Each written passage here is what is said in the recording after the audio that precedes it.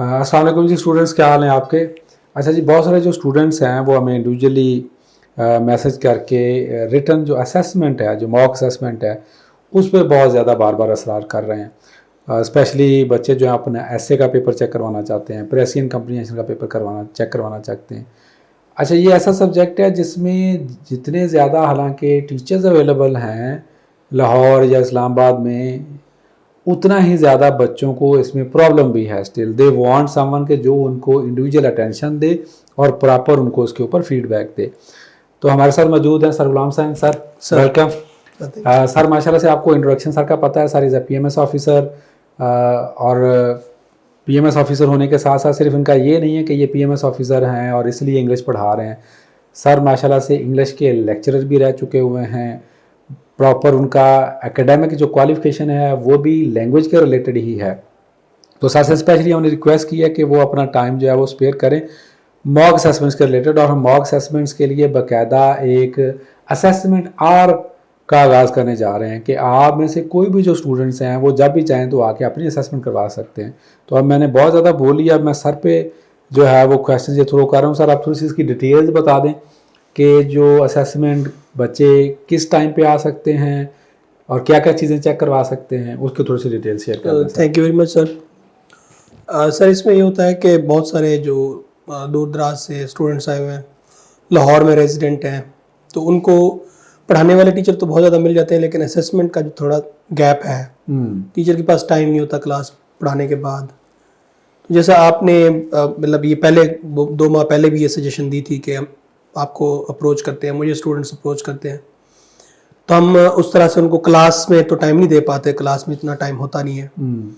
तो मैंने सर जो मेरे पास अवेलेबल टाइम था, जो स्लॉट थी, वो उसको मैंने मतलब 6:30 से ऑनवर्ड 7:30 बजे तक 1 घंटा जो है डेली, मंडे टू वेंसडे, मतलब मंडे, ट्यूसडे और वेंसडे, ठीक हो गया, 3 दिन मैं एकेडमी में अवेलेबल होऊंगा। गुड हो गया। और वॉक इन असेसमेंट होगी, बच्चे आकर अपना राइट अप उसी टाइम पे चेक करवा सकते हैं।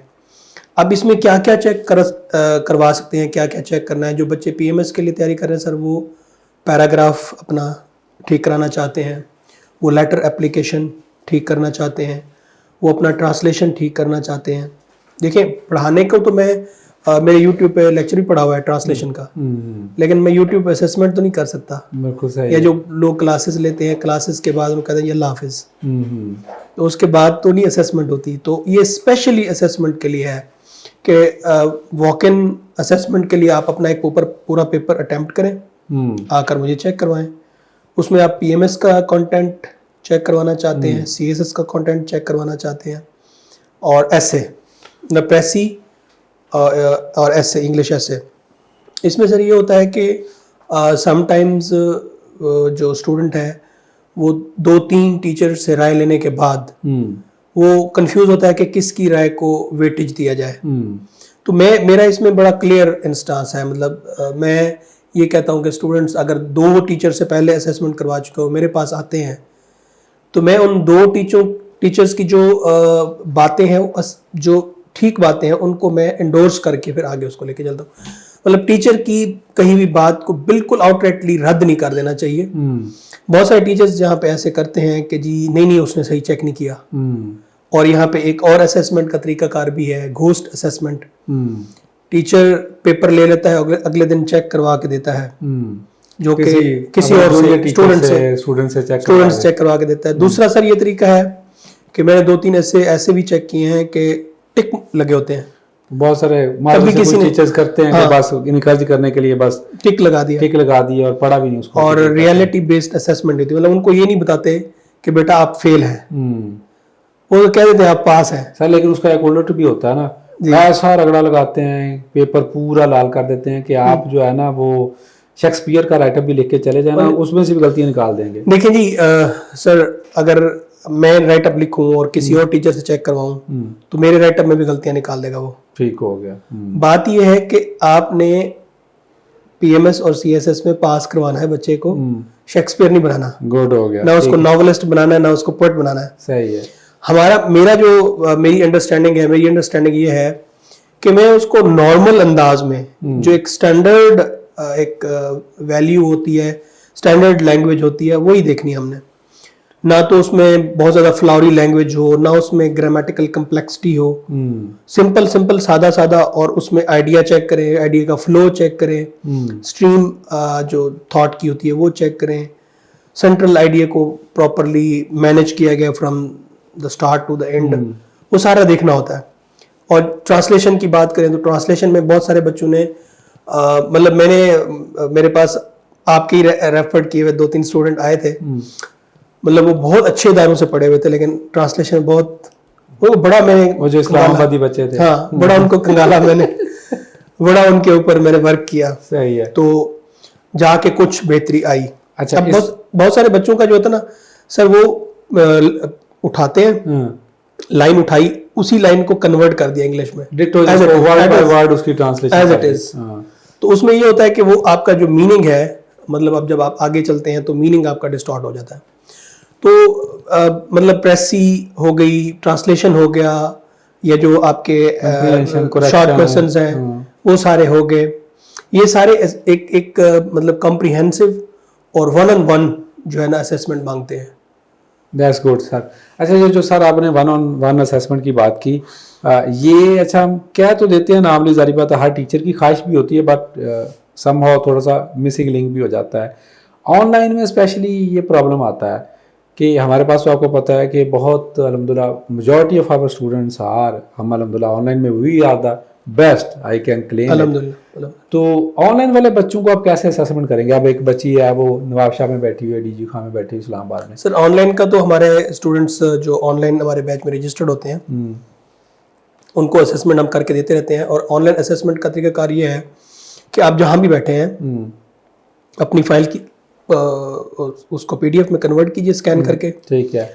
आप पीडीएफ फाइल हमारे पास भेजिए, हम एनोटेटर के तहत जो हमारे पास डिवाइस पीडीएफ एनोटेटर होता है, पीडीएफ एनोटेटर के तहत उसको मार्क करके जिस तरह रियल टाइम में हम इधर मार्किंग करेंगे उसी तरह उधर मार्किंग करेंगे। हाँ, इन केस अगर वो बच्चा ऑनलाइन मार्किंग करवाना चाहता है तो सर फिर इन डेज में तो मुश्किल होगा, फिर उसको वीकेंड पे कोई एक स्लॉट सेपरेट करके तो उसमें एक दिन रखा भी जा सकता है, Zoom पे उनको आप बिल्कुल ऑनलाइन साथ Zoom पे उनको ऑनलाइन लेकर उनको उसका एक पेपर चेक कर दिया जाए, उसको फीडबैक साथ में दे दिया बिल्कुल बिल्कुल। गुड हो गया। अच्छा सर, अब one last question, major mistakes क्या करते हैं लोग राइटअप में, और असेसमेंट करवाने का फायदा क्या होता है? अगर एक बच्चा कहता नहीं जी मैं तो बस ठीक है, मुझे कोई जरूरत नहीं है, और एक बच्चा असेसमेंट करवा लेता है, दोनों में फ़र्क क्या होता है?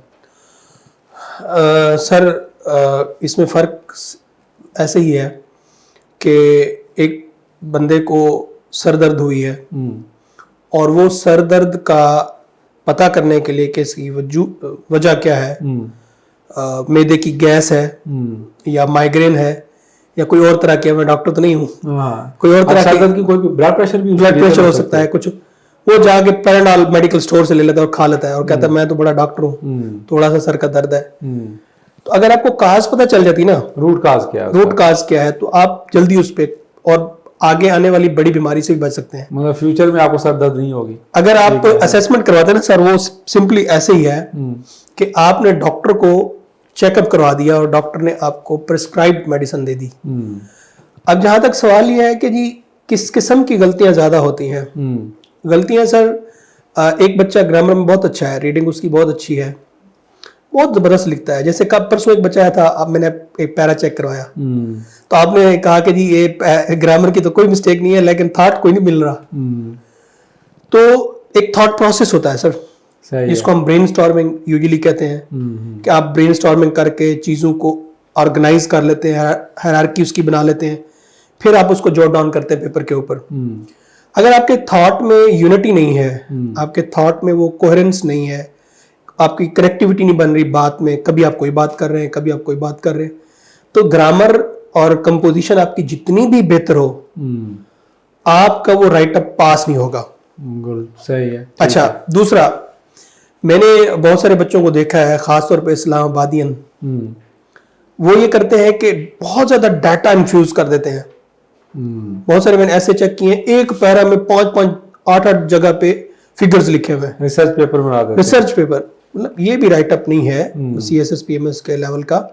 तो सर बेसिकली हमने ये बताना है बच्चे को, बेटा पेपर पास कैसे करना है, गुड। और ये पास करने का तरीका कार ये है। कुछ तो स्टूडेंट्स बहुत ज्यादा ओवर एम्फेसाइज कर जाते हैं, कुछ अपनी ही लिखाई को अंडर एस्टिमेट कर लेते हैं। मतलब कुछ बच्चा बहुत अच्छा लिखता है बिल्कुल। और वो ये समझता है कि मुझे तो नहीं आता लिखना, और वो बाज दफा अटेम्प्ट्स भी स्किप कर रहा होता है। तो ग्रामर के साथ साथ हम थॉट प्रोसेस को भी देखेंगे, आइडिया का फ्लो भी देखेंगे, और सारी चीजें चेक करेंगे। अगर आप ग्रामर की बात करते हैं कि जी ग्रामर में क्या होता है, वो आपको पता है बच्चे को जो है वो टेंस का इशू होता है। इज कहाँ पे लगाना है, आर कहाँ पे लगाना है, डज डू कहाँ लगाना है, डिड के बाद फर्स्ट फॉर्म लगानी है, टू के बाद फर्स्ट फॉर्म लगानी है, आईएनजी फॉर्म कहाँ लगानी है, इस तरह सब्जेक्ट ऑब्जेक्ट का जो कॉम्बिनेशन है वो क्या है, पैसिव वॉइस सेंटेंस कहाँ पे इस्तेमाल करना है, डायरेक्ट और इनडायरेक्ट में कन्वर्जन जो है वो किस तरह से होती है। ज़्यादातर जो सब्जेक्ट वर्ब एग्रीमेंट है या नाउन प्रोनाउन के एग्रीमेंट्स हैं, इनको बच्चे जो है ना वो मिसअंडरस्टूड कर लेते हैं और चीज़ों को उस तरह से लेके चलते हैं। तो बेसिकली जो स्ट्रक्चर है ख़ास तौर पे, मैं अक्सर बच्चों को कहता हूँ कि जी अगर आपको एक सेंटेंस का सिंपल स्ट्रक्चर फिर उसके बाद उसको कंपाउंड कम्प्लेक्स बनाना आ जाता है, तो फिर आपको ग्रामर नहीं पढ़नी चाहिए, फिर आपको प्रैक्टिस करनी चाहिए और आइडिया लर्न करना चाहिए।